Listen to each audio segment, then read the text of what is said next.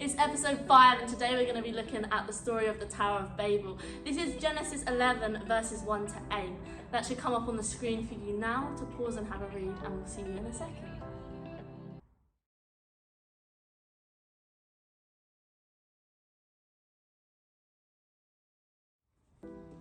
So hopefully you've had a chance to read the passage. It's a slightly smaller passage this time, hopefully even in your heads now you're thinking of some questions, you're starting to kind of figure out what's going on.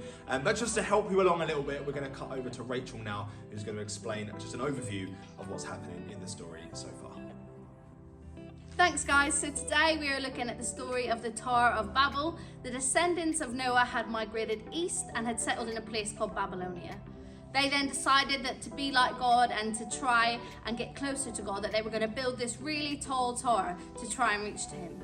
But God realized that the people had become prideful and he had caused them then to speak in other languages, and he scattered them across the earth.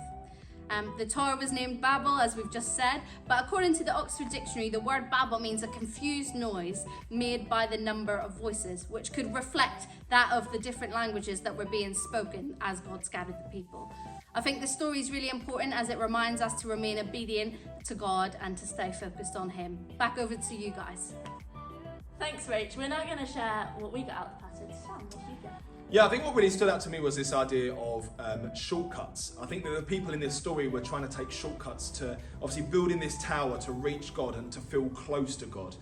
But the reality of our relationship with God is that it's an ongoing thing. It's a process, it's a journey that actually is continually reading our Bible, continually praying, continually growing, continually reading and studying and developing. And it's actually a gradual thing over time. Whereas I think for these people, they just wanted to reach God and feel close to him in an instant. And so for us, I think it can be a real challenge to us to try not to take shortcuts, or even not just to kind of have our faith for Sundays and then the rest of the week we do what we want, but to encourage us to press in daily and to journey with God every single day. Yeah, I think that's great. And what stood out for me was the theme of pride in this story. The fact that they thought they needed to have the best city to reach God and to be like God. And it was a form of self-preservation. They were focusing in on themselves rather than focusing on God. And they specifically said that they didn't want to be scattered all over the earth. They needed to have the best city so that they could remain connected. And all that did was scatter them over the earth in the end. Yeah, so true. So hopefully that's inspired you a little bit, just as some starting points as to where to go with this passage. Hopefully you've got some ideas of your own, and so we just want to encourage you now, grab your notepads, grab your pens, your highlighters. As always, read over the passage again and again, and we just want to encourage you to think about what God is saying to you. Take some time to pray, ask him what he wants to say to you today and throughout the week, and then on Sunday we'll meet back at the church and we'll discuss what you've learned.